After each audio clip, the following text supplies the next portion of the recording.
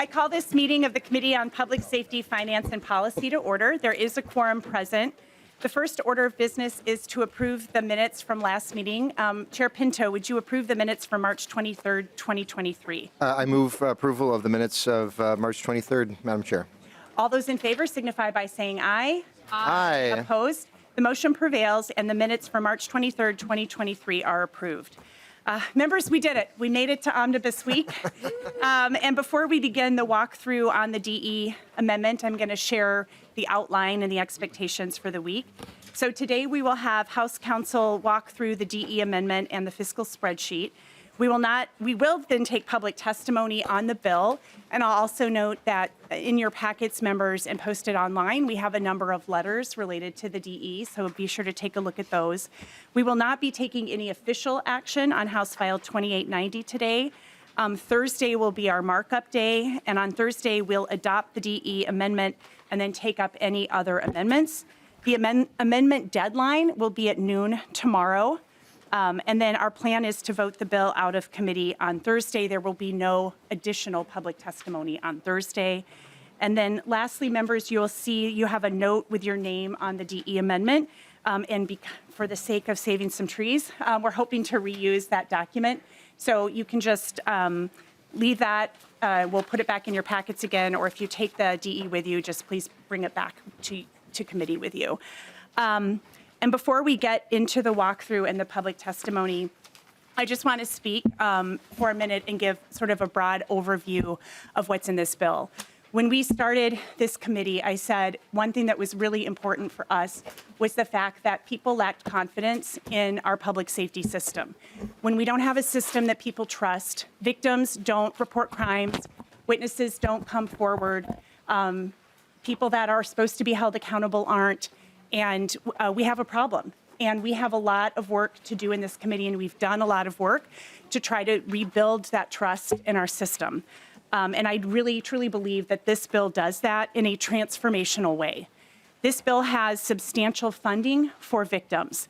We have over $70 million allocated to victims, including closing the federal gap that's coming, the Missing and Murdered Black Women and Girls Office, sexual assault state kit testing moving from counties to the state level, and that doesn't include additional grant funding that's available for those programs. For law enforcement, we have over $100 million allocated. We've got the Violent Crime Reduction Initiative with the BCA to help local communities with increase in violent crime. We have a really important police recruitment bill that's included in this, and we're caring about mental health of our first responders with this bill. We have a transformational funding to our probation and rehabilitation systems. And I will just note that it's our intent to do the formula that was agreed on. It's not in this spreadsheet, but that is something that we plan to incorporate. It just, with how things were working out when we were drafting it, we didn't get to that for purposes of today.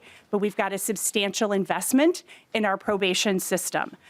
We understand that for people who are in the system, we must give them the right sorts of services and help and treatment in order to be productive members of society again.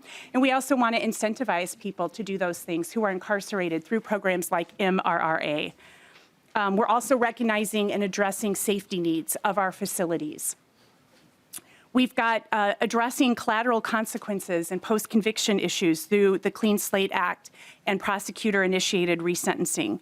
We're addressing local emergencies. We also have accountability built into this bill.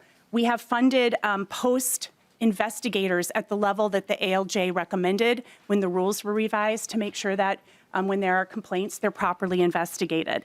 We are funding the governor's request for a state fraud unit to make sure that the funding that we're allocating, that's being allocated in the state, is being used properly.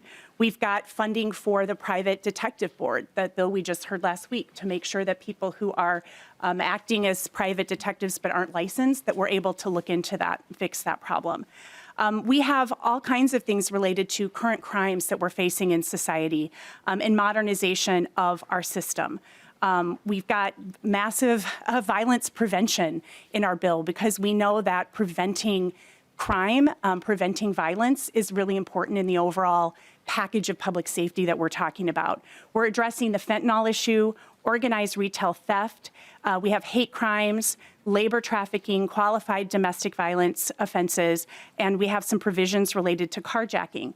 And I'll just note when it comes to that, we know that a lot of those cases are because of juveniles. And so we understand the need really in that arena is to provide the right resources and response to juveniles. Our juvenile system is broken. And I think that what we have in this bill is a great first step. And there are other things that we can be doing, but we've got good grants through YIPA. We've got Ramsey County's therapeutic homes, and then restorative justice practices that we've heard about that have been so successful throughout our state, and we'd like to expand on that. As I mentioned, we have a substantial investment in violence prevention. We know that there is good community work being done, and we want to lift that up and continue that work to prevent violence. And also, we want to prevent gun violence. We have the criminal background check bill in this. We have extreme risk protection orders, the bill that increases penalties for auto sears, and then some funding for gun violence research. So this really is a transformational bill, and I think it covers all aspects of our public safety system, and I'm ready to get into the discussion and hear from our testifiers today. Thank you. And with that, we will move over to House Counsel to walk through the spreadsheet and the DE amendments. And I believe John Walls is going to start us off with the spreadsheet. Madam Chair, John Walls, House Fiscal Staff. All members should have a copy of the spreadsheet in their packet. I'm going to start on page 1. The left columns that are shaded gray are the governor's recommendation for the budget in this area. The House columns, or what represent the DE to House File 2890, are the rightmost columns. And for those of you who are not familiar with how some of these spreadsheets are laid out, each little box is either represents a small agency or what we call a program or an office within a larger agency. The top line will represent their base funding. Then you will have additions to that funding that are proposed in the bill, and then the new total at the bottom of each box. So, Madam Chair and members, for example, on line 2, we have the Sentencing Guidelines Commission, our first agency in the bill. Their base is line 2, $765,000 per year. We add to that an initiative called Maintain Current Service Levels. You'll see this throughout the spreadsheet, and that is essentially additional money for salary increases, health insurance increases, rent, and other small items at each agency or program. So line 5 adds $26,000 in the first year and $50,000 the second year for those types of needs. On line 6, Sentencing Guidelines requested money to expand analysis of sentencing-related data.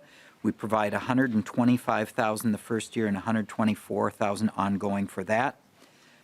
There is, on line 7, Improve Fiscal Transparency, a $50,000 addition to allow the agency to purchase more human resources and other services through the SMART teams, which are small agency resource teams provided, I believe, by administration.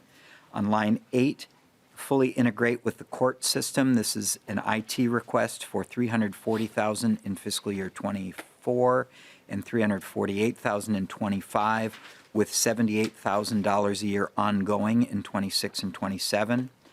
And then we have a comprehensive review of sentencing guidelines. This is a 2-year project which would add one person temporarily. It's $243,000 in the first year and $147,000 in fiscal 25. And this would bring sentencing guidelines new total to 1.549 in 24, 1.488 in fiscal year 25. Some of that money is temporary, and so you see in the tails column for 26 and 27, their ongoing new base is $1,071,000 per year. So, Madam Chair, I'm going to move on to public safety. Their first program is Homeland Security and Emergency Management. You can see on lines 16 and 17, there are 2 different funds there, and those are their base amounts. That's what's already built into their budget, and so we move down to line 19, maintain current service levels. There is an addition of $444,000 for the biennium. That's again salary, insurance, and other inflationary needs. On line 21, we add $300,000 per year for the school safety center request. On line 22, House File 2078 for supplemental security grants, $250,000 a year for 2 years. On line 23, House File 1273, emergency management grants, that is $2 million per year for 2 years. On line 24, House File 1075, emergency radio grants, this is $1 million per year for 2 years. And on line 25, Madam Chair, I would say about some of these requests that are going for 2 years, much of that is a function of our target where we were provided money for to fund items in this biennium, but did not have money to support them ongoing. And so you may see this repeated throughout the spreadsheet.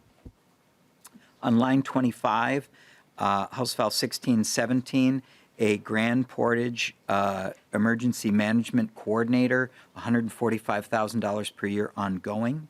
On line 26, House File 1948, Chippewa Coast Guard equipment purchase, $3 million in fiscal 2024 only.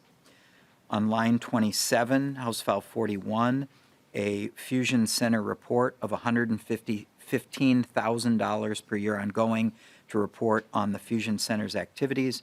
And I understand this is in the wrong area. This may move to BCA in the future. On line 28, again, maintain current service levels. The reason this is on 2 lines is the top line is their general fund addition, and on line 28 is their addition for the purpose that is funded by the environmental fund. And Madam Chair, on lines 35, you would have the new total for Homeland Security and Emergency Management. Moving to page 2, brings us to the Bureau of Criminal Apprehension. You see their base funding. Moving down to the additions, maintain current service levels. We add $9.2 million in 24, $11.4 million in 25 for salary and insurance needs. We add on line 43 the use of force investigations unit. That is $4.4 million per year addition. That also is ongoing funding. For FBI compliance, critical IT and cybersecurity on line 50, we add $3 million in 24, $2 million in 25, and that is the ongoing amount into the future is $2 million. On line 51, the chair mentioned a new state fraud unit of $1.3 million ongoing. On line 54, House File 1279, this would be reimbursements for the state to pick up the cost of sexual assault exams. That's $3.967 million in 24, $3.767 million in fiscal year 25. On line 55, we have House File 2034. This is a time limit for the processing of sexual assault exam kits. The fiscal note identified that the BCA would need additional lab techs, and so the funding is provided for to meet that need and comply within the time limit. $440,000 in fiscal year 24 and $380,000 per year ongoing. On line 56, House File 2023, the Clean Slate Act. There is some work that the BCA needs to do with the record system is $3.737 million in fiscal year 24 and $190,000 a year ongoing. On line 57, costs related to systems work for gun purchase background checks, House File 14, that is $70,000 in fiscal year 24 only. And on line 58, House File 15, gun storage grants, the bill provides $250,000 a year in 2024. Madam Chair, moving down to the Fire Marshal. Their base in the Special Revenue and General Fund are listed on lines 68 and 69 respectively. To that, we add money on line 72 for maintaining current service levels. We add money for additional staffing on line 74 of $2.5 million per year. On line 75, we add money for maintaining current service levels, $485,000 in the first year and $838,000 in fiscal '25 and ongoing. And we also add money for hazardous materials response and bomb squad of $453,000 on line 76, and that is per year and ongoing. Moving down to the Board of Firefighter Training, they have their base of $6,175,000 per year, and there are no additions to that base. Madam Chair, moving to page 3, Gambling and Alcohol Enforcement.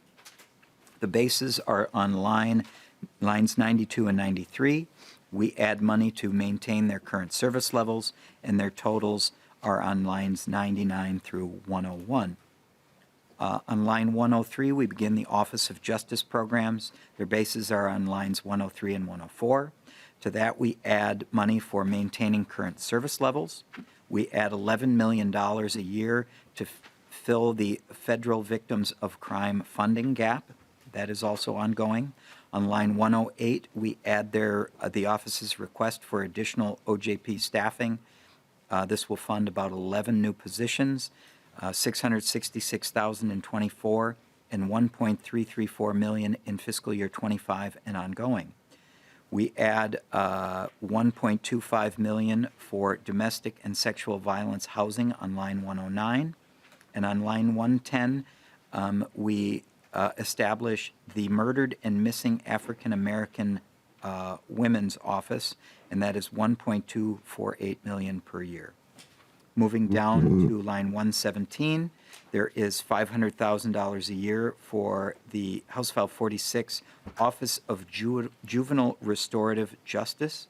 On line 118, also from House File 46, we have dual status youth programs for $1 million per year. On line 120, House File 600, Ramsey County Juvenile Treatment Homes, $5 million one time to purchase and rehabilitate treatment homes. On line 121, again, House File 600, Ramsey County Violence Prevention, $1.25 million for ongoing grants to run those homes. On line 122, we have House File 1048, Youth Intervention Grants, a $7.5 million a year increase to those grants. On line 123, we have House File 25, Community Co-Responder Grants. We have $3 million per year in this biennium and $4.5 million ongoing beginning in fiscal year 2026. On line 124, House File 1836, we have $100,000 a year for 2 years for prosecutor training. On line 125, House File 818, Violence Research Grants is $250,000 a year ongoing. On line 126, House File 1415, we have developing a first responder mental health curriculum that is $25,000 one time. On line 127, we have House File 506, First Responder Therapy at $100,000 in fiscal year 2024. On line 128, House File 610, we have a peer-to-peer therapy in fiscal year 2024 of $250,000. That is a one-time grant. On line 129, House File 2294, is a substance abuse study. It is $118,000 for 2 years. On line 130, House File 2251, the Children's Legal Defense is a 2-year grant at $150,000 per year. On line 131, House File 1103, First Responder Mental Health is $1 million a year ongoing. Line 132, House File 2295, a pretrial release study is $250,000 for 2 years, and that brings us on lines 137, 38, and 39 the totals for the Office of Justice Programs. Moving on to the Emergency Communication Networks, we have their base on line 141. We have on line 144 a $7 million one-time appropriation for next generation funding to locals of $7 million, and their totals on line 151. On line 153, Public Safety Administration. This was an area that is, their base is funded through the Department of Transportation, or I'm sorry, through the Transportation Finance Committee. So we are funding programs in that area but do not carry their base. On line 157, we have the expansion of the line of duty benefit. There is an addition of $1.5 million ongoing, and also in fiscal year 2023, a $1 million addition to make up for a shortfall they have against current claims against that fund. On line 158, the soft body armor expansion, we add $1 million per year to that program. Madam Chair, on lines 168 through 175 are the totals for the Department of Public Safety by fund and the overall total. Moving to line 177, the Post Board, their base is $11.5 million per year. To that, we add maintain current staff service levels, $54,000 the first year, $105,000 the second year and ongoing. Additional staffing, $1.45 million the first year and $1.2 million ongoing. This will fund, I believe it's an additional 8 staff. We have on line 184, space needs and business operation. There's an addition of $228,000 in fiscal 24 and $30,000 in 25 and ongoing. The totals for Post Board are on line 189. On line 192, we have the Private Detectives Board. They have a base of $288,000 per year. There's an addition for staffing on line 195 of $460 the first year, $380 the second year, and ongoing. I believe that funds 4 additional positions. And on line 196, maintain current service levels, an addition of $30,000 for the biennium. Again, this is for salary increases and health insurance. Madam Chair, moving to page 5, we begin the Department of Corrections. On line 202, the base for incarceration and pre-release services. To this, we add the operating deficiency on line 205. This is to meet their current obligations in the current fiscal year. It is $12,643,000. On line 206, maintain current service levels. We add $108 million for the biennium.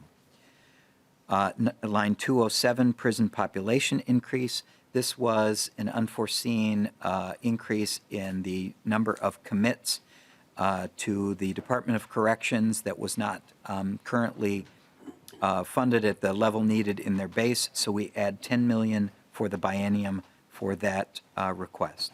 We have body-worn cameras for employees at the Department of Corrections, $1 million per year ongoing. On line 209, we have the Prison Rape Elimination Act, which is some additional staffing at $1 million per year ongoing on line 209. On 210, the armor radio system upgrades required by the department, we add $1.5 million per year ongoing. On line 211, the Fugitive Apprehension Unit or Special Investigations receives an addition of $199,024 and $1.865 in fiscal year 25. Going down to line 214, we add funding for 24-hour nursing at 5 facilities so that they have nurses throughout the day. That is a $3.6 million addition for the biennium. On line 222, additional education staffing. This is $5.4 million addition for the biennium, $2.9 million a year ongoing. On line 234, this is to bring down the cost of offender phone calls. $2 million a year is in ongoing funding. That's, again, line 234. On line 237, the next several of these, many of these are the bed impact for some increased penalties. On line 237, House File 424, these are qualified domestic orders. There's a small cost of $66,000 for the biennium. Increased penalties from House File 615 regarding treating fentanyl, I believe the same as heroin, is a small bed impact. On line 1406, the aiding and abetting felony murder, this would result in, I believe, the release of some people, and so you're seeing a savings in prison beds on line 239. On line 240, House File 450, organized retail theft, and additional bed impact of $1.3 million for the biennium. On line 241, House File 2167 is for supportive art, $150,000. That is one time. And on line 242, the bed impact of House File 2609, short-barreled shotgun increased penalties. Madam Chair, that brings us to the top of page 6. Community supervision and post-release services. Their base is on line 247. Maintain current service levels is an addition of $5.888 million on line 250. We have the increased funding for community supervision. As the chair mentioned, this would add money to the 3 delivery systems and is similar to what the governor has in his funding. However, there is an amendment forthcoming that will change both the funding formula and the delivery systems at a later date. But this represents roughly the funding that will be added.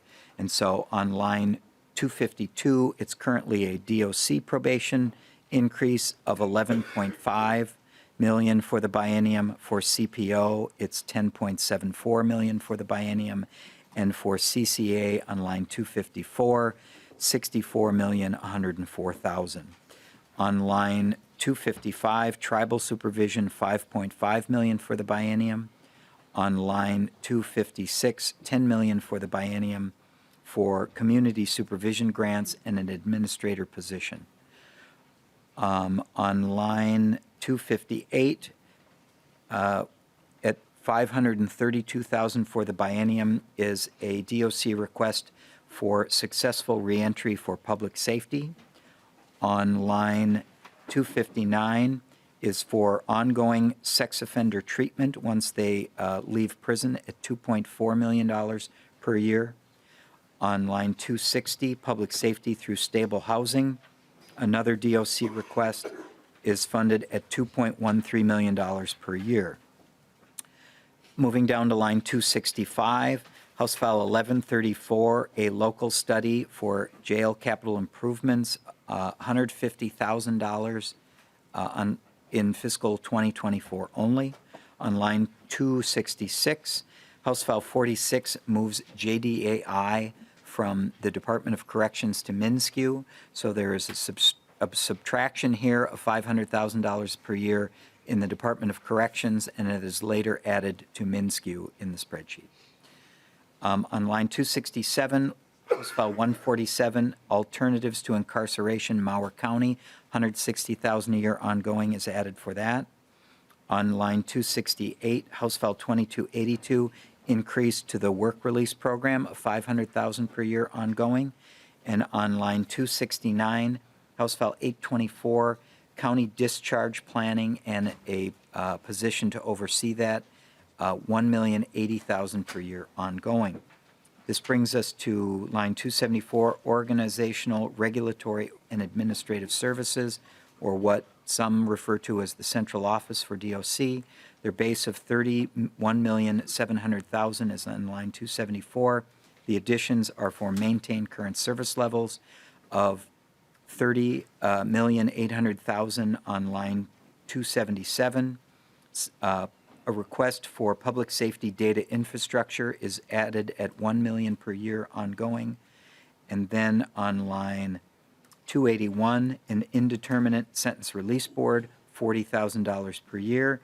And on line 283, a clemency review commission at $986,000 per year, which brings us on line 286, the total for administrative services, and then on line 288, the total funding to the Department of Corrections.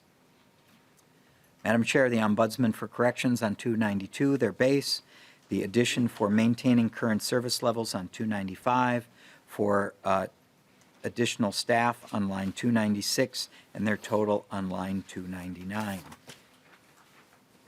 On page 7, the section Other Agencies beginning on line 2, these were bills that were included in our in the DE amendment, but required funding to agencies outside of this committee. House File 1406, aiding and abetting felony murder. There is a one-time cost for representation at the public defender that is $750,000 in fiscal year 2024 only. House File 46, as I mentioned earlier, there's an appropriation to MnSCU to move JDAI to MnSCU. That is $500,000 per year ongoing. On line 304, House File 15, extreme risk protection orders to the Supreme Court. This would be the cost of extreme risk protection order hearings, $91,000 in 24 and $182,000 ongoing. That's line 304. Line 305, House File 2253, is use of force training, and that appropriation is to the Office of Higher Education. On line 311 are the general fund transfers. On line 312 is the transfer from the general fund to the community justice account. That is an ongoing transfer that is sort of something that has been going on for several years as a result of a drug reform bill about 6 years ago. On line 313, the transfer to the disaster contingency account, that has been moved and will travel separately as part of an individual bill. On line 314, the transfer to the violent crime reduction account. This is $75,000 or $75 million one time. This is creating a special revenue account to hand out grants for violent crime reduction. On line 315, we have a similar transfer to the Community Crime and Violence Prevention account. That is a one-time transfer of $100 million. On line 316, we have House File 1376, an Indigenous Reward Fund special revenue account created that is $250,000 one time. And on line 317, House File 2465, this creates a peace officer education and training account, and the transfer into that account is $10 million for the biennium. Madam Chair, on lines 327 through 350, we have some totaling of the bill, and that moves us to page, the final page, page 8. The box from lines 352 to 359 just measures the overall spending against the established target by the budget resolution adopted in Ways and Means. And on line 359, there's nothing that appears there which shows we are neither over nor under, but on the target suggested. On line 360 is the fiscal impacts to other funds. And so on line 362, there was a provision included that increases the surcharge on fire insurance premiums from 0.5% to 0.65%. This creates an additional amount of $5.1 million of revenue into that fund per year, so that new revenue is reflected on line 362. On lines 363 and 364, we see the transfer in of the revenue from the general fund to those two new special revenue funds. And on lines 365 and 366 begins the appropriation of those funds from the special revenue account. So on line 365, violent crime reduction grants will begin at $15 million per year ongoing to fund grants to local communities to reduce violent crime. On line 366, community crime prevention grants, again, $20 million a year ongoing from the newly created fund. These will be administered by the Office of Justice Programs. On line 367 is the transfer in of the money to the Peace Officer Education and Training account of $5 million. This is appropriated, I believe, then in statute to the Office of Higher Education. To the Office of Higher Education, and they are allowed to spend this money for Peace Officer Education and Training. And on line 368 is the transfer in to the Indigenous Reward Fund. And again, there is statutory authority to spend that reward fund when awards are paid out. And Madam Chair, that's the end of the spreadsheet walkthrough. Thank you, Mr. Wells, for that. And just a quick correction here on line 314 and line 365, House File 25, transferred to the Violent Crime Reduction Account. Those aren't grants. That's a transfer to the BCA. And we'll see that language as we get into the bill. And I think we'll correct that says grants on line 365. We'll make that correction. Moving on now, I believe Ben Johnson is going to go next.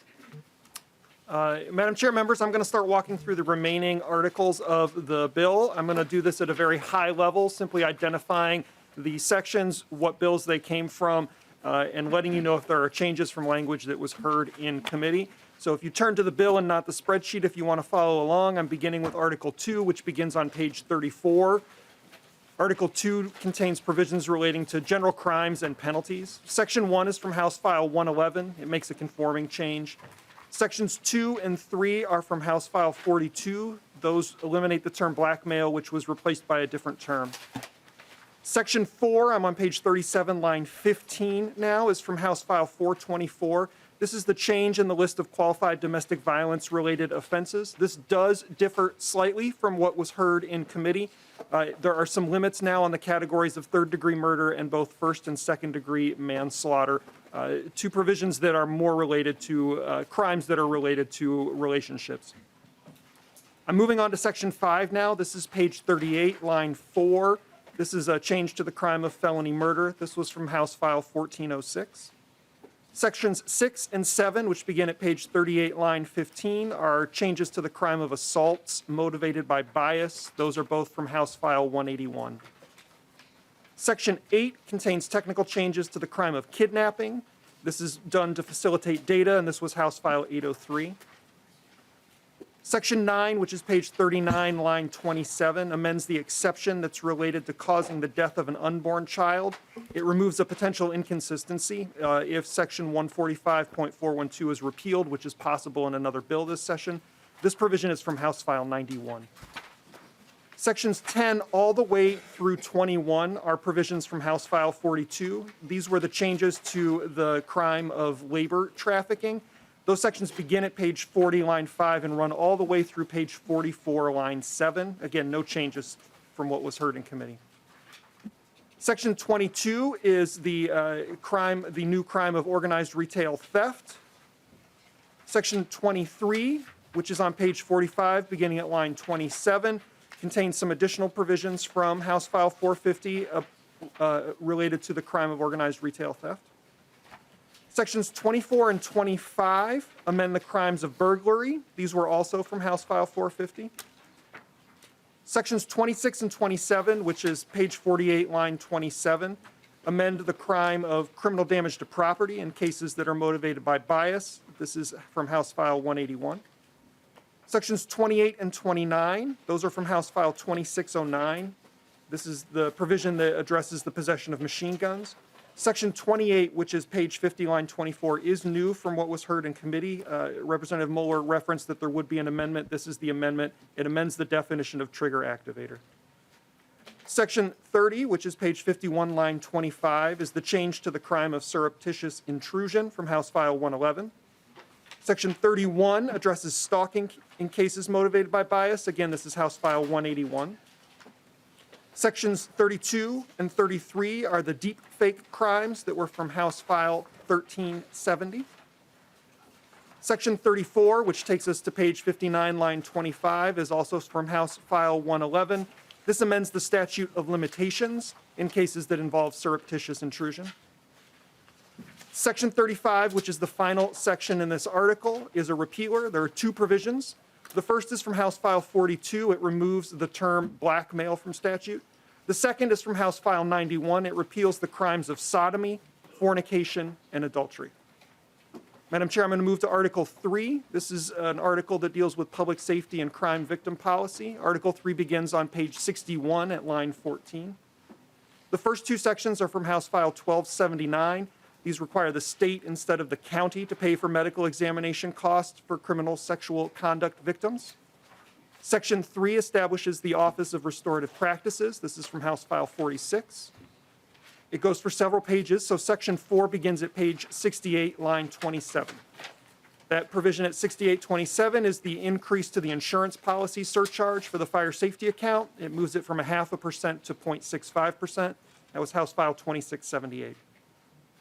Section 5 was from House File 2890. It was also in House File 1127. This expands the soft body armor program to include additional first responders beyond peace officers. Section 6, we're now on page 71 at line 3, expands the definition of killed in the line of duty. This was also in House File 2890. It was also contained in House File 2681.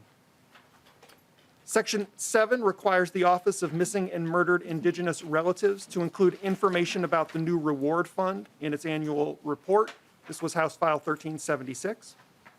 Section 8 establishes the Office of Missing and Murdered Black Women. That was House File 55.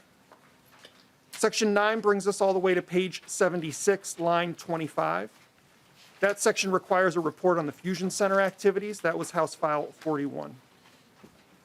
Section 10 establishes a state fraud unit in the BCA. That was from House File 2890.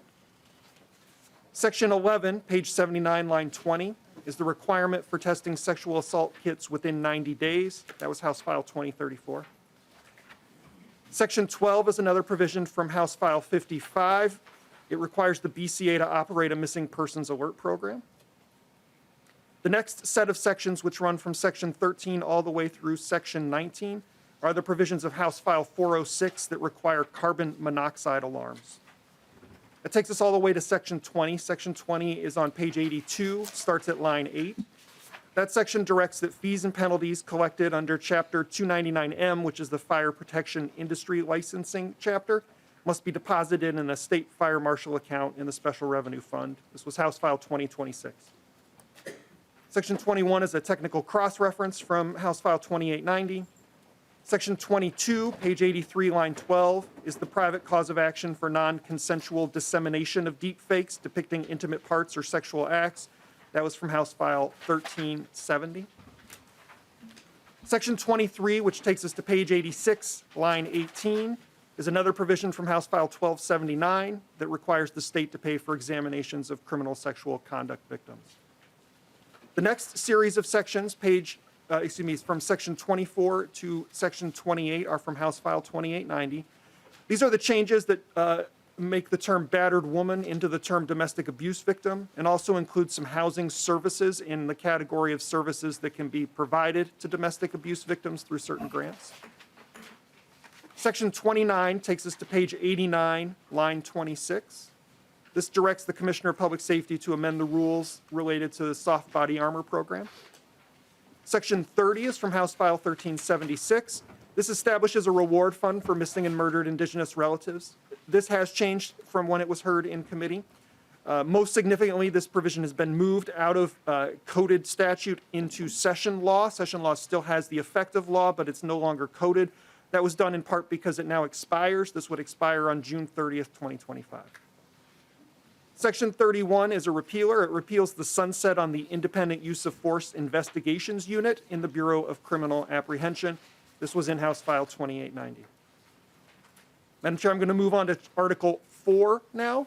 Article 4 deals with sentencing provisions. Sections 1 and 2, that begins at page 92, line 13, change the appointing authority for some of the individuals on the Minnesota Sentencing Guidelines Commission.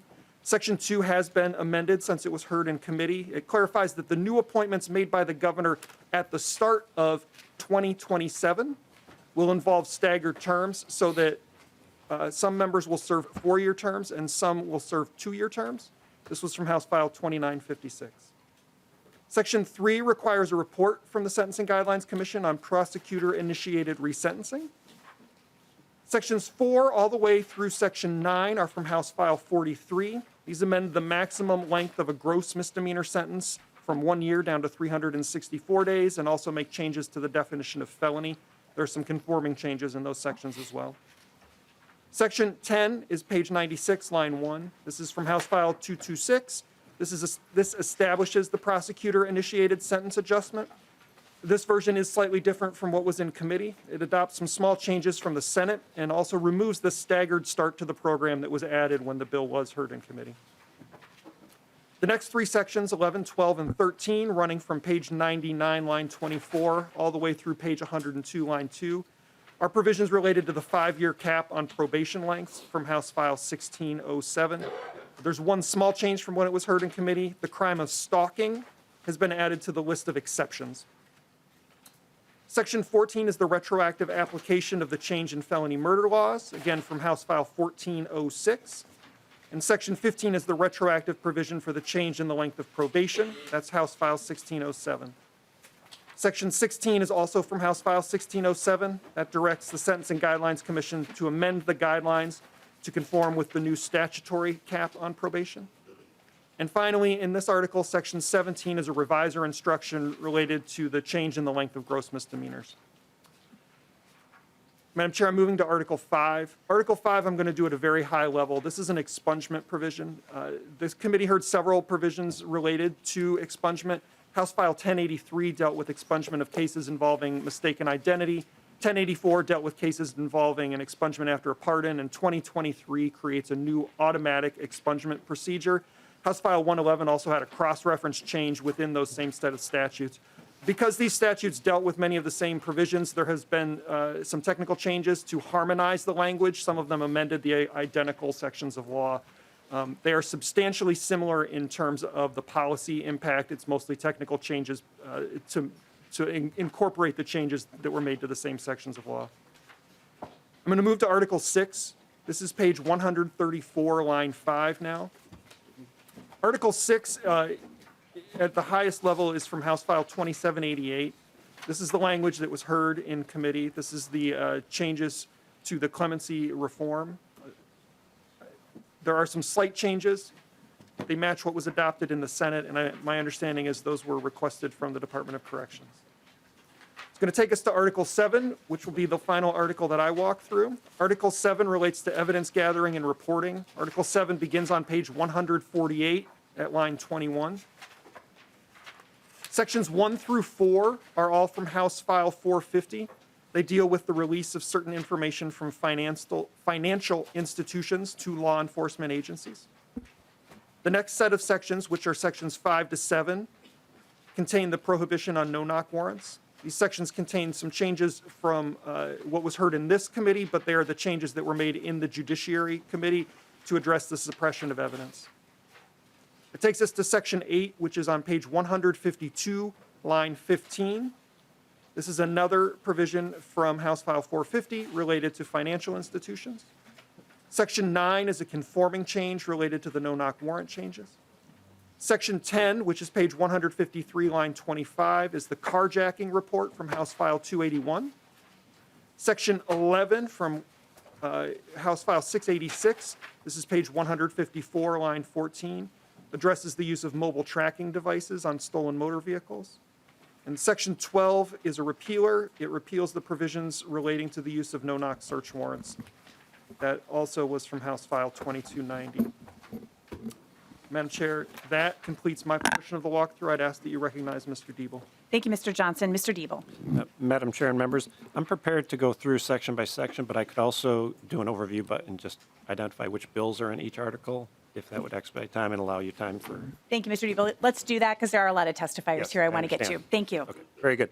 So Article 8 is entitled Policing and Private Security. It contains 8 bills. House File 855, Representative Frazier's Peace Officers Oversight Reform Bill. Pieces of that are in there. House File 2510, the Board of Private Detectives and Protective Agent Servicee Reform Bill. That's from Chair Moller.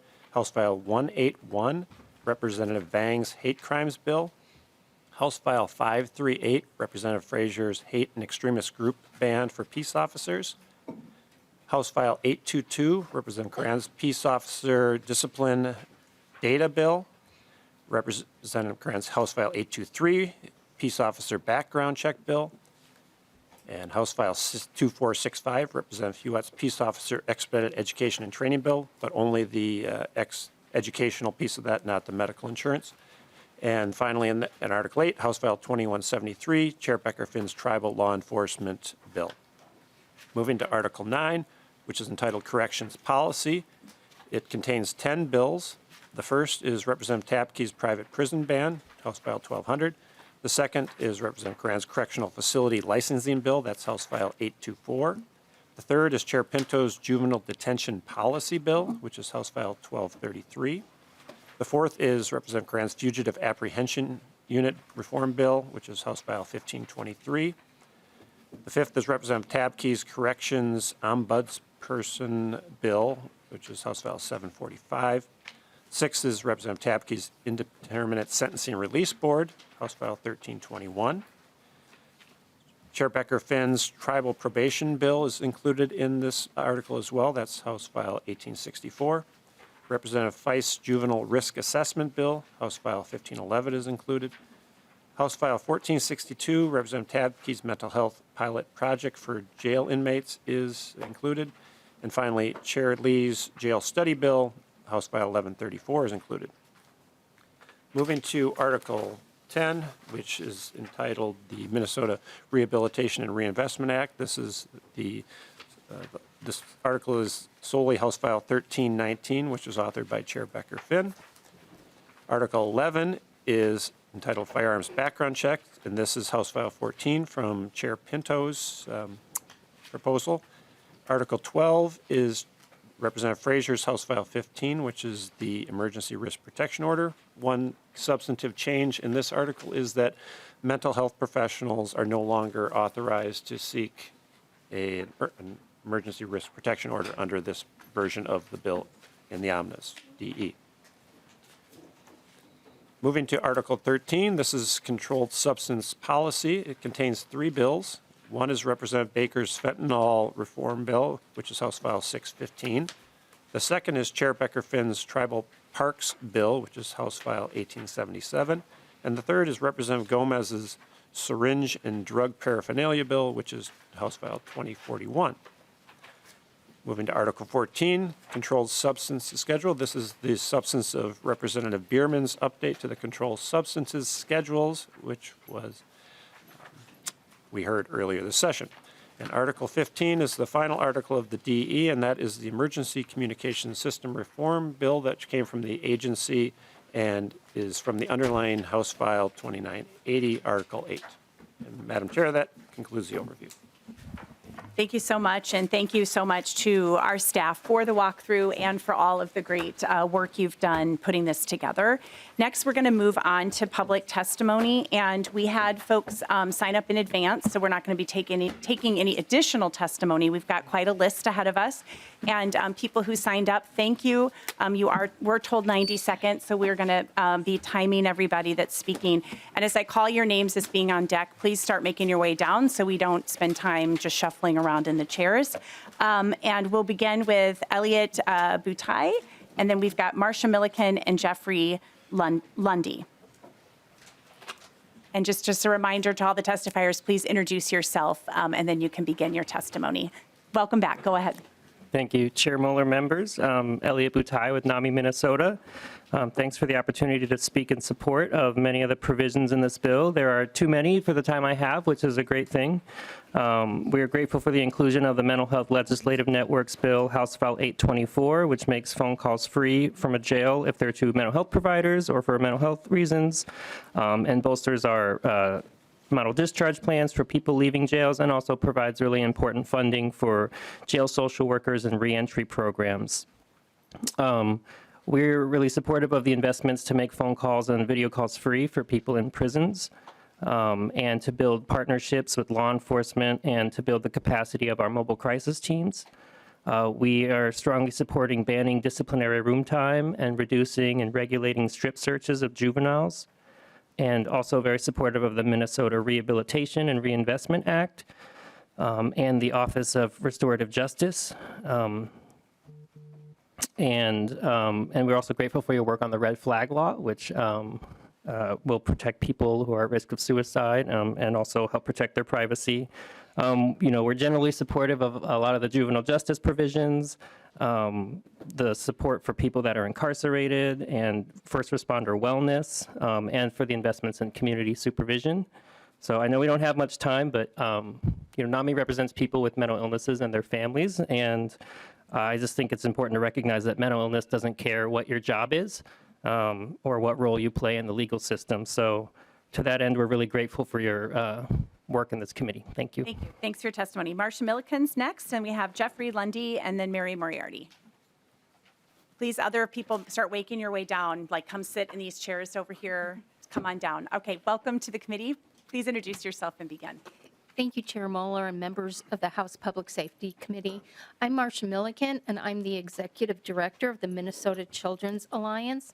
The Children's Alliance is one of 6 coalitions serving victims of crime in our state.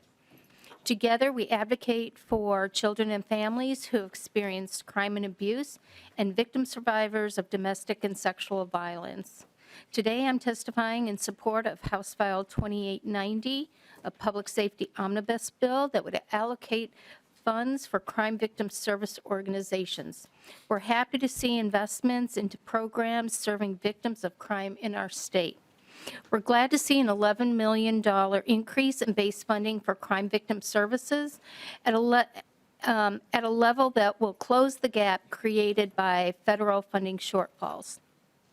While the 6 anti-violence coalitions will continue to advocate for our requested increase of $25 million annually, we recognize that the committee has invested significant time, energy, and funding into victim services during this legislative session.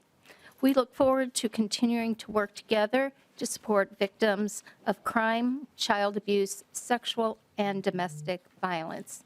Thank you. Thank you. Thanks for your testimony. Jeffrey Lundy, then Mary Moriarty, and Trista Mattis-Castillo. Welcome, and please begin. Thank you, Chair and members. My name is Jeffrey Lundy. I'm Hennepin County Commissioner, also Chair of the Public Safety Committee for Hennepin County. There continues to be a critical need for integrated approach of public safety and behavioral health working together to support residents facing mental health related challenges. We want to thank you for including these provisions from House File 25. The collaboration between public safety and behavioral health builds capacity within the emergency response system to better manage mental health related calls. Integrated social workers into the emergency response has helped lessen the need for repeated law enforcement contact by increasing care coordination and connections with needed services. Your funding will help us improve outcomes for residents. Before this meeting, I had a chance to talk to the Honorable Chairwoman of Ramsey County, and I shared with her the words that I want to share with you is that Hennepin County strongly supports their pilot. It is a superbly designed pilot. It fits the capabilities with the goals, and as importantly, takes into account the number of people that they're trying to serve in a pilot. Hennepin County eagerly awaits the results of that pilot. Additionally, the probation funding formula is complicated and has led to severe underfunding of one of the largest parts of Minnesota's criminal justice system. The lack of investment in community supervision has resulted in inconsistencies and inequities across the state. Increased state investment and equitable distribution will help address our inability to provide adequate services. Counties worked with AMC and the Department of Corrections to determine sufficient funding to deliver appropriate services. We thank you for the investment, even though the funding level currently falls short of our needs. We are glad to hear the committee will be adding the necessary policy language to ensure that future investments are more equitable. Thank you for your opportunity to speak today. Thank you for your testimony. Next, we have Mary Moriarty, and then on deck, Trista Mattis-Castillo and Patrick Connolly. Welcome back. Please introduce yourself and begin. Thank you, Chair Moller and members of the Public Safety Committee. My name is Mary Moriarty. I'm the Hennepin County Attorney. Thank you for the opportunity to speak today in support of 4 different bills. The first, I want to express my gratitude to Representative Cedric Frazier's House File 25, which includes funding and grants for crime and violence prevention programs. Second, I'm pleased to see that the proposed funding of $11 million per year for crime victim services has been included in the bill. In our office, we put victims at the center of our work, and we're deeply committed to supporting victims and their families through unimaginable pain and grief. This funding will help to address the significant shortfall in funding for services that has arisen as a result of Victims of Crime Act funding gap. Third, I want to express my support, Chair Moller, for your House File 226, the prosecutor-initiated sentencing provision. Finally, and I want to spend some time on this, I'm particularly grateful for the inclusion of House File 600, which provides funding for the Ramsey County juvenile treatment homes. We are facing an absolute crisis in Minnesota when it comes to how we intervene with justice-involved youth. We are failing our youth. We are dealing with an extraordinary lack of options to protect both the community and juveniles themselves. As someone who is responsible for prosecuting juveniles, I am compelled to speak in support of this measure due to the urgent need for a place to provide wraparound services for these youth. These treatment homes are essential. It is a Ramsey County bill. As Hennepin County Attorney, I would ask that Hennepin be a part of that with proportional resources. Thank you. Thank you. Next up, we have Trista Mattis-Castillo, Patrick Connolly, and then Hollis Winston. Welcome back. Begin your testimony, please. Thank you, Madam Chair and members of the committee. I'm Ramsey County Commissioner Trista Mattis-Castillo.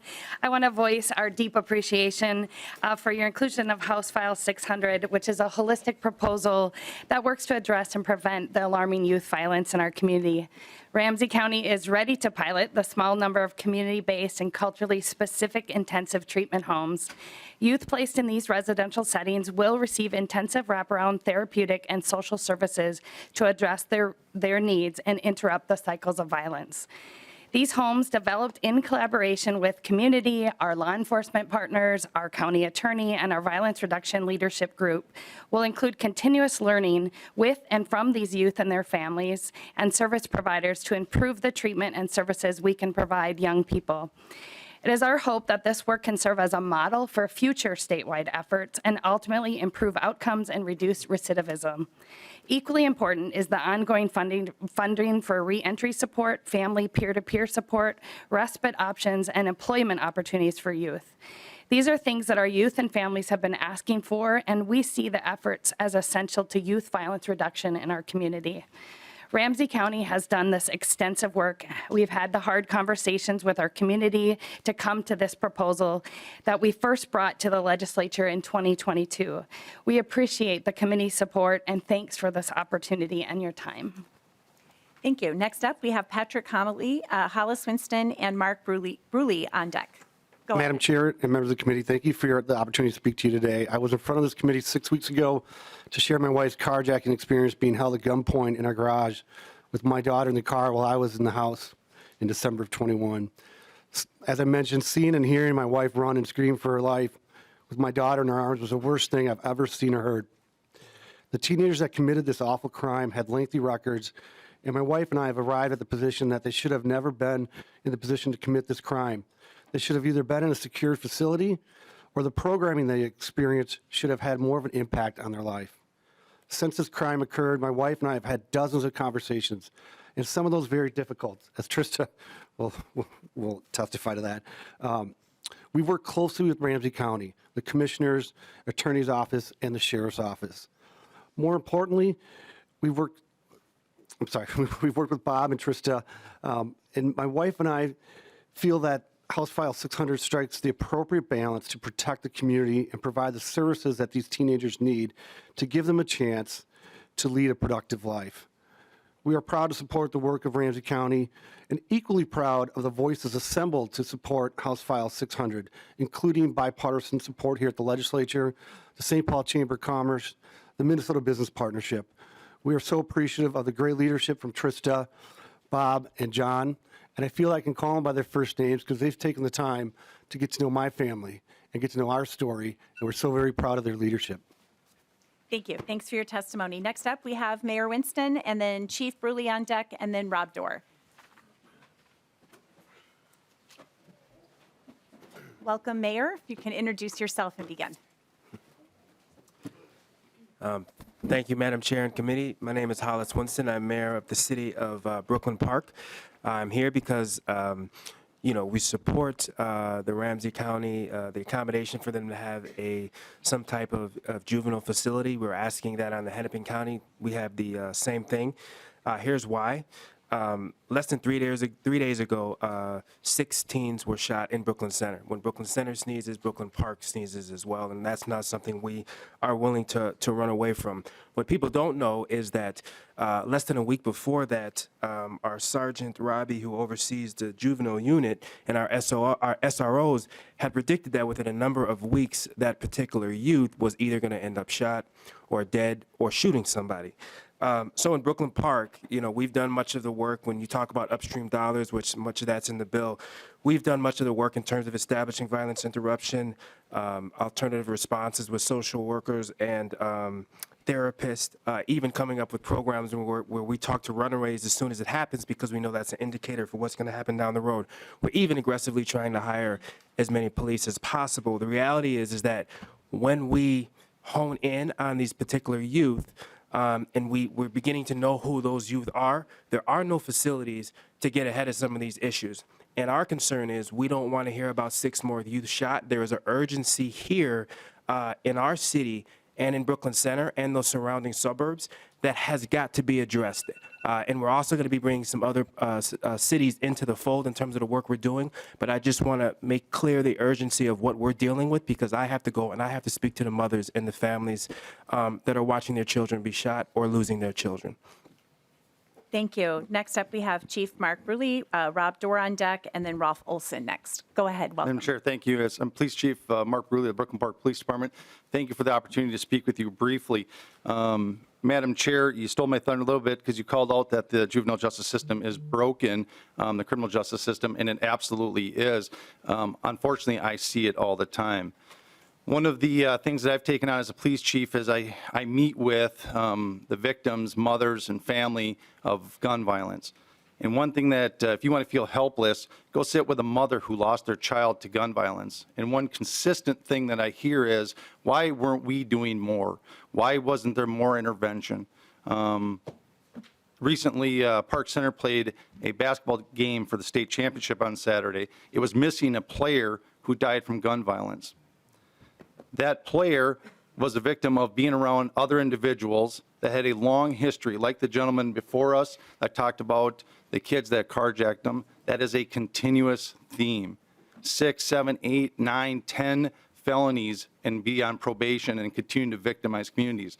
Our juveniles lack the resources, the accountability, and the intervention. We're failing them at all fronts. And I do support the House File 600 as a great start, but it absolutely falls short of what we need today in Hennepin County. Thank you. Thank you. Next up, we have Rob Dorr, Rolf Olson, and then Lori Weissman. Welcome back. If you want to introduce yourself and begin. Thank you, Madam Chair, members of the committee. Rob Dorr, Vice President of the Minnesota Gun Owners Caucus. We did submit written testimony, so I won't duplicate what's written there. I did want to talk about something I haven't talked about much before you, as some of these bills have taken shape, is some of the unforeseen consequences that'll happen to these individuals in the state.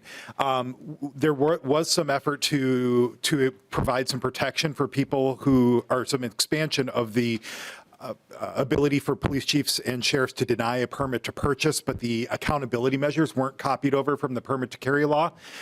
So a police chief can now deny an application for a permit based on a likelihood that the person is a danger to self or others, but there is no accountability for wrongful denials like there is in the Minnesota permit to carry law on 222.25.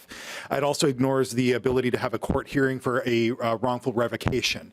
In the permit to carry law, there is court fees paid to somebody if the county is responsible for court fees if the sheriff wrongfully denies somebody that isn't present in this. And while it may not be an issue for a privileged person to pay out of pocket to get a lawyer to overturn a wrongful denial of a permit to purchase would be a substantial burden to poor and disadvantaged communities, which those communities are the most likely to have the ones with increased police context that would cause for an arbitrary denial.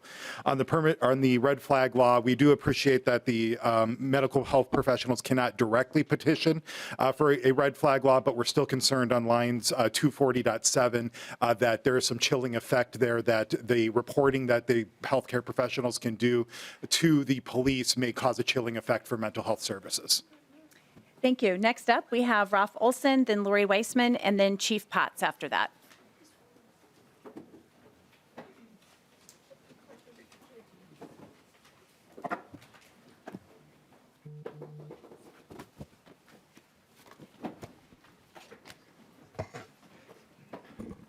Welcome back. Please introduce yourself and begin.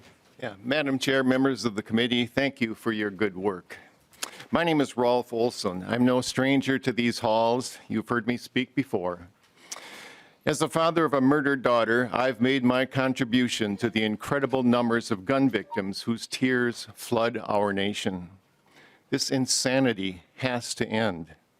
I know the arguments that the gun lobby tosses out. Second Amendment, leaving out that part about the well-regulated militia, mental health. Guns don't kill people, people kill people. Guns protect all the other constitutional rights. New laws only inconvenience law-abiding citizens. But you know, none of them carry any water for survivors of gun violence. I don't understand the morality of someone who pits the occasional inconvenience of a background check against the permanent consequence of a firearm that gets into the wrong hands. Try telling that to anyone who has buried a murdered child. Try telling that to the parents of the school children in Nashville. It sure doesn't fly with any person having a human heart. As a gun owner and outdoorsman myself, I'm not opposed to guns, but I know that what we are doing now is producing unacceptable results. So the facts are clear. States with the highest, strictest gun laws have the lowest rate of gun violence. ERPOs and background checks are simply part of a comprehensive plan for public safety, as we are doing here. So I implore you to pass common sense gun legislation and stop the carnage that is fracturing our communities. Thank you. Thanks for your testimony. Lori Weissman, then Chief Potts, and Sheriff Leslie. Go ahead.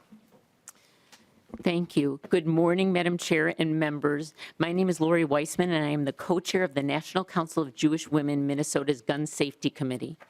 I am here to speak in support of House File 2890 on behalf of my family and the National Council of Jewish Women, Minnesota. I appreciate your hard work on this critical legislation and the opportunity to testify today. My cousin, Leslie Friedman, lost her life to gun violence in the suburbs of Detroit, Michigan in 2001. And since then, I've advocated for policies to save lives and spare other families from the loss my family experienced. One main goal of the National Council of Jewish Women is to advance the well-being of children and families. And our Gun Safety Committee has been working to fulfill that mission for the past 20 years, advocating with our coalition partners, Protect Minnesota, Moms Demand Action, and Mothers Against Community Gun Violence, among others, for reasonable gun safety measures. I strongly believe that you all share NCJW's Minnesota's aspiration to advance the well-being of Minnesota families, as well as our respect for the right of citizens to live free from violence. Right now, we are not living free from violence in Minnesota. Look at the shootings of young people that we have witnessed in the past 24 hours alone. Heartbreaking. We can't look aside from this. It is incumbent on all of us to take action. The bill before you will address this epidemic by implementing common sense gun regulations and increasing funding for law enforcement and community violence intervention programs. This should not be a red or blue issue. Everyone agrees that public safety is essential to our quality of life. I know you all care about the well-being of your families and community, or you would not be doing this job. Please vote for 2890 to improve our security and safety statewide. Let's show the rest of our nation, especially on this day, that Minnesota can lead on this. Thank you all for your time and public service. Thank you. Next up, we have, appreciate you being here, we have Chief Potts, Sheriff Leslie, and then Chief Sickbent. Welcome back. Please Thanks. introduce yourself and begin. Thanks, Madam Chair. And for the record, my name is Jeff Potts. I'm the Executive Director of the Minnesota Chiefs of Police Association. Our association represents over 300 police chiefs and 150 command staff officers across the state. First, we want to thank you for many parts of this bill. As the chair mentioned on the outset, that this bill does aim to address many of the largest concerns and pressing issues in public safety. The background checks, extreme risk protection order, issues related to fentanyl, recruitment and retention. Although we wish the health insurance money part was there, we do appreciate the other pieces that Representative Hewitt brought forward. I'll spend the bulk of my time, Madam Chair, focus on the areas of the bill that we oppose as it's currently drafted, and we look forward to continuing to work with you and the members of the committee to address these. In Article 8, there's a provision that would require police agencies to share private data related to misconduct investigations with the Post Board. We feel that the agency should have the ability to complete their investigation before being required to share that private data. A modification to the bill that would be acceptable would be to provide a time frame for when the data would need to be shared. We feel strongly that sharing the data before it's completed, the investigation could interfere with the integrity of the investigation. The next section, Article 8, regarding no-knock warrants, we agree that more can be done to address and regulate no-knock warrants. However, we feel the language in this bill may have unintended consequences that could create unreasonable risks for the public and for police officers. We believe that the Civilian Review Board language in Article 10 is problematic, specifically the language that grants Civilian Review Boards subpoena and final discipline authority. I'll wrap up here, Madam Chair. I know the bell's ringing. We'd like to work with you further on that. Lastly, with the current tails target, we feel there's no reason to not eliminate the sunset on the Philando Castile Training Fund. These training funds are critical to our members and their ability to keep their agencies trained at the highest level. Madam Chair, we look forward to working with you and the rest of the committee to try and address these issues. Thank you for your allowing me the time here to testify. Yep, thanks for your testimony. Sheriff Leslie's next, then we have Chief Sickman and then Zachary Graham. Welcome back. Please begin your testimony. Thank you, Madam Chair and members. My name is Tim Leslie. I'm the Legislative Affairs Director for the Sheriff's Association, representing 87 elected sheriffs that serve our citizens. Thank you for the opportunity to address the committee today and comment on the proposed House Public Safety Omnibus Bill. First, I would like to acknowledge the inclusions of significant resources for the state takeover of expenses related to sexual assault examinations. Big deal. Community co-responder grants. Thank you. First responder peer-to-peer mental health grants. Thank you again. And violent crime reduction grants. Awesome. The proposal, however, includes many provisions that the committee has previously heard from the MSA and our law enforcement partners that we have concerns about. The continued sunset of the post-training reimbursement funds. The restrictions on the types of mandated training eligible for reimbursement from post. The expanded authority of civilian review panels. You just heard that from Chief Potts. The creation of statewide body camera data policies. One size does not fit all. The complete elimination of no-knock warrants and new evidence suppression language.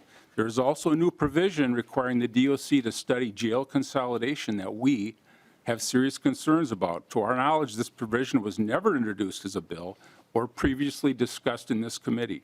MSA has always opposed a top-down approach to county consolidation of services. The Minnesota Sheriff's Association continues to be ready to further discuss these issues. Thank you, Madam Chair. Thank you so much. Next up, we have Chief Sickman, then Zachary Graham, and then Jason Anderson. Go ahead and begin your testimony. Madam Chair, members of the committee, my name is Madison Zickman. I'm the fire chief for the city of Fridley, as well as a co-leader for one of the state hazardous materials response teams that covers the city of Minneapolis and 4 counties north of there, up the Highway 10 and 35W corridor. Thanks for having me today. I think I'm outnumbered. I believe I'm the only fire service leader that you're going to hear from today, but I want to take a few moments to address a couple issues on our side. First and foremost, to express our support and thanks for the provisions that you have included within this omnibus bill, especially for the surcharge increase to the fire safety account that gets us back to the 0.65% and allows us to do many things throughout the state of Minnesota. I do want to emphasize a couple areas of potential gaps, and I'm going to point to the written testimony by the Public Safety Commissioner, as these were Governor Walz's recommendations, and we support those. The first of which was a proposal for a $1 million allocation that came over to the DPS. That was split for 2 different reasons. The first was to fund the state bomb squads, who are currently severely underfunded. They provide support to all of our local law enforcement agencies in all corners of the state of Minnesota.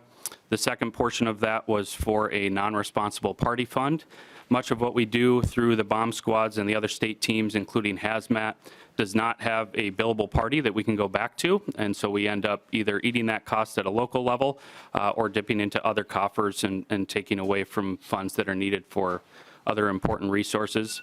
These funds are, these teams, I apologize, are already operating at maximum efficiency, and we feel that those low-cost dollars are just a small ask to keep them functional and respond to the most dangerous situations around the state.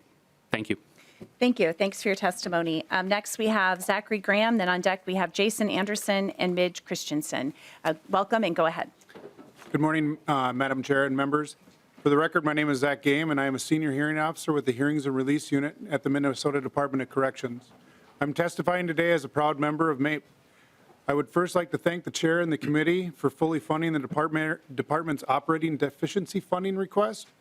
We are currently in a staffing crisis with many of our members working audit class and covering shifts, including corrections officers stretching beyond their capacity. We'd also like to thank the committee for their strong investment in community supervision, providing equitable, ongoing funding. However, we are very concerned with the committee's decision to not fully fund the staffing and maintenance request, the staff safety recommendations from the 2020 OLA report, the virtual courts line, nor the recruitment and retention requests that were included in the governor's proposal. With the additional programs being proposed around the programming and incentivized release, worthy incentives will fail without proper staffing. Staff are tasked with addressing the incarcerated population's medical, mental health, programming, and transition needs. As an individual hearing officer, I make decisions that impact not only the lives of the incarcerated population, but their family, friends, coworkers, and the community. The decisions made regarding the individual areas of need while addressing public safety concerns are only successful when programming is appropriately staffed. Finally, with more than a half a dozen staff being assaulted over the past 3 weeks, we're asking the committee prioritize the investments in staffing. Thank you so much for your time. Thank you. Thanks for your testimony. And then before we have a series of folks with corrections and probation actually here, and I just want to say that once again that we do intend to adopt the formula. It just didn't happen in this spreadsheet, so just keep that in mind as you are testifying here. So we've got Jason Anderson, Midge Christensen, and then Molly Bruner. Go right ahead. Thank you, Madam Chair. Jason Anderson, past president of the Minnesota Association of County Probation Officers and the former director of Itasca County Probation. Thank you, Madam Chair and members, for your support in recognizing the need to increase funding for community supervision. It's been a long time coming. The County Probation Office model has been underfunded grossly for the past 27 years. It's been 27 years since we've been funded to the amount that the statute requires we are funded. As last year, we received 26% reimbursement, where the statute says we should get 50%. So that's the measure by which we've been underfunded. Community supervision, all the way from pretrial to supervised release, we're the exit from the criminal justice system. We facilitate the exit from the criminal justice system. I had a former probation officer whose husband was a deputy sheriff say once to her husband, "Honey, you catch him and I clean him. You catch him and I clean him." Your fish cleaning shed has been woefully under-resourced for a long time. The dollars contemplated in this bill help get us where we need to be. It doesn't get us quite where we need to be, but it is helpful. And it's helpful to learn that the language around the funding formula is going to be revised as well, because it's been inequitable. Each component of this system needs to be up and running and fully funded to be as efficient and as effective as it can be. We're doing the best with what we have, and we greatly appreciate your support. Thank you. Thank you. Next, we have Midge Christensen, then we have Molly Bruner and Jill Sims. Welcome. Go ahead. Good morning, Chair Moller, members of the committee. I've been a rural community corrections director for 23 years. I was a probation agent for 8 years before that. My name is Midge Christensen, by the way, 6 West Community Corrections. This is a watershed moment for community supervision in Minnesota. Probation and supervised release have been significantly underfunded for decades, as Jason indicated. That directly impacts public safety in multiple ways and at multiple points across the system. The fact that community supervision in crisis is not a new story. We have been here for years telling you the facts, the figures, and some of the ramifications. but we can no longer afford to wait for a solution. This is Minnesota, AMC, and all 87 counties' #1 public safety priority. We greatly appreciate the hard work of Representative Feist and others around this important issue, and for the initial ongoing investment amount that was included in the bill. However, if Minnesota wants to remain a low incarceration state with an effective criminal justice system, it is absolutely crucial that Minnesota adopt the single equitable funding formula for all 87 counties.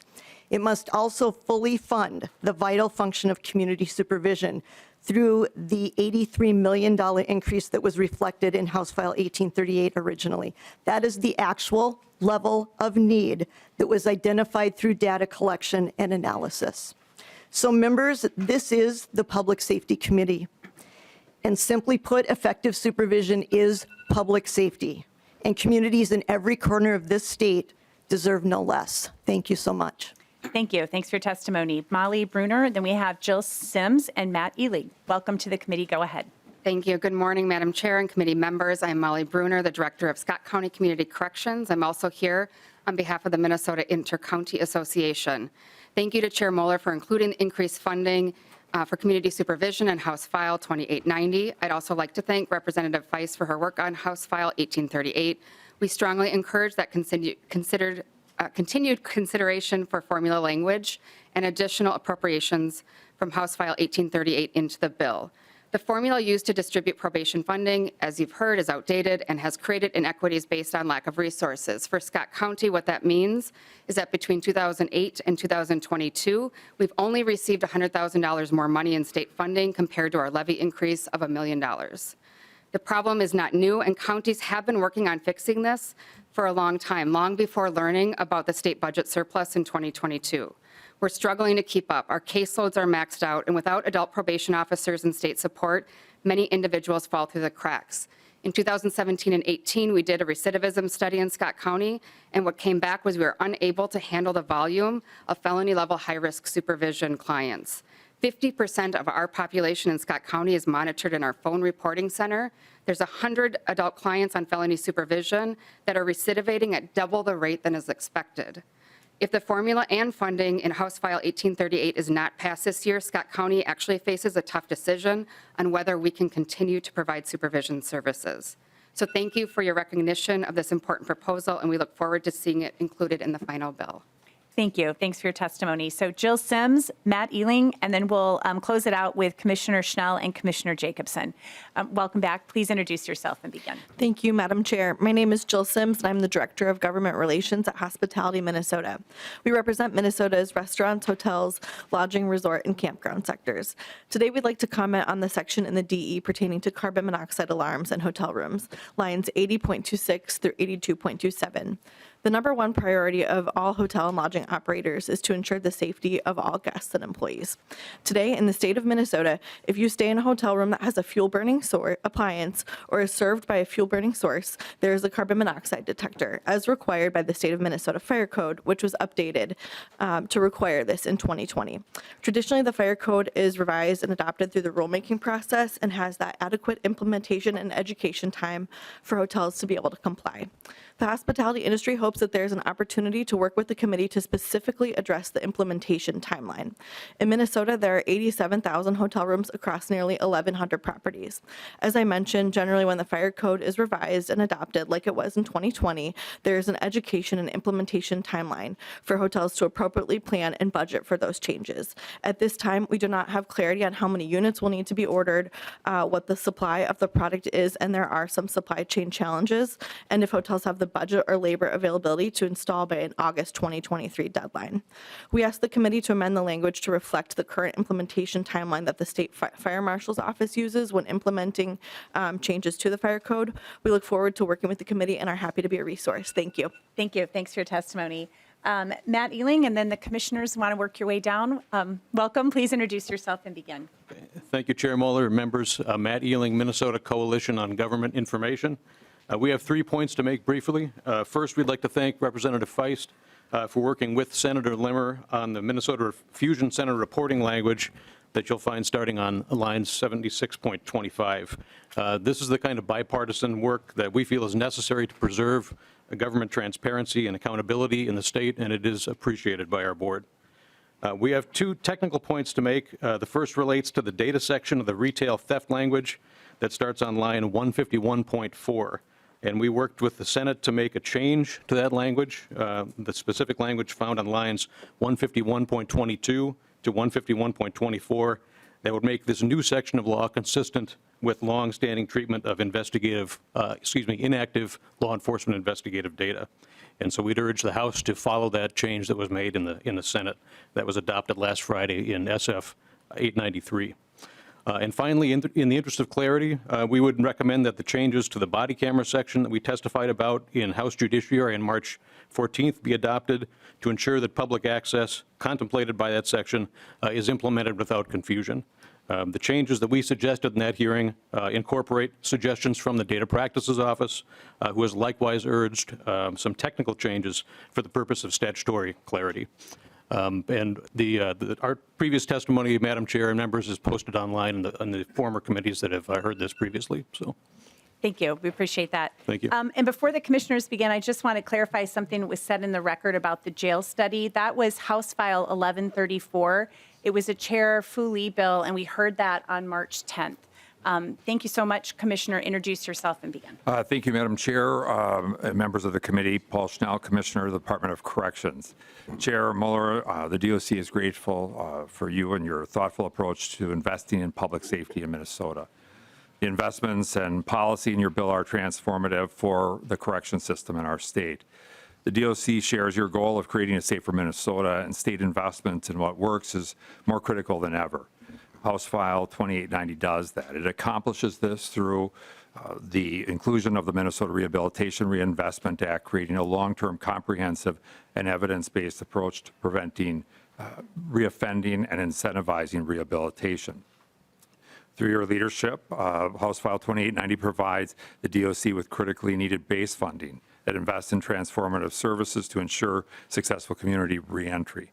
It provides a historic investment in correctional supervision across our state to better meet the needs of individuals subject to community supervision, including tribal governments. It establishes a clemency review board to expand accessibility and availability of the pardon process, and it creates an indeterminate sentence review board to provide a more reliable correctionally sound mechanism for parole decisions. Chair, as the budget process moves forward, we hope to have further discussions with you and your colleagues about other critical investments in the governor's budget recommendation. I'll just highlight them quickly.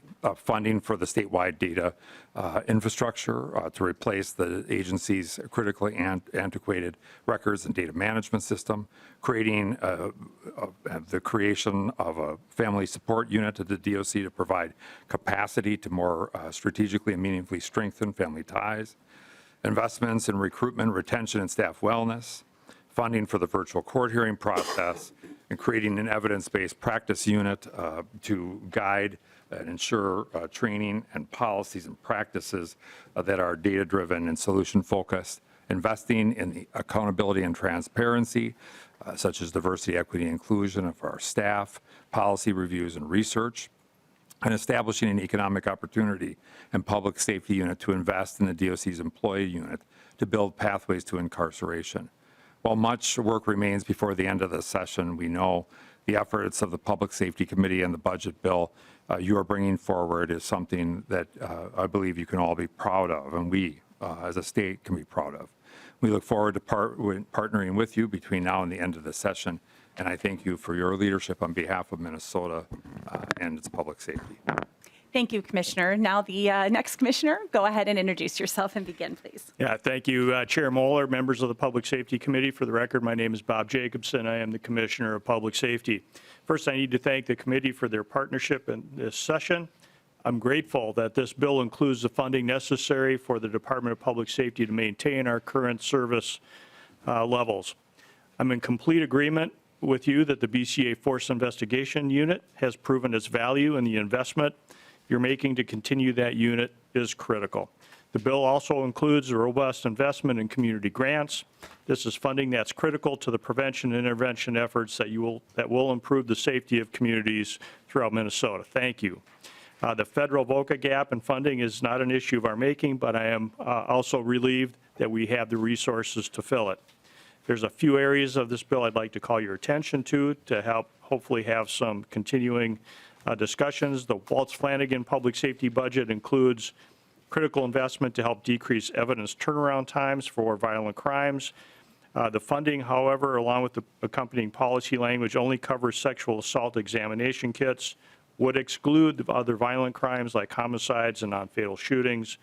We're concerned this approach will negatively impact other violent crime evidence turnaround times. We understand the BCA's violent reduction strategy can be funded with some money, including a broader bucket of one-time funding. But while we appreciate that acknowledgement of this important work, this funding method does create a bit of a fiscal cliff. It's also my duty to raise the request made by the Office of Missing and Murdered Indigenous Relatives. That office has been identified as a need for additional staff to meet our statutory obligations. Also, the DPS, Division of Alcohol and Gambling Enforcement, needs funding for IT investment in its Criminal Justice Information Services Network. Without this funding, they would not be able to complete the necessary background checks. Lastly, I want to thank you, Chair Moller, and this committee for considering emergency and first responder wellness. I believe your grant funding would be a critical step toward our proposal for a first responder wellness office, and it would be an excellent opportunity to work in conjunction with that funding. And lastly, thank you to all the legislators and House staff for your work on this bill.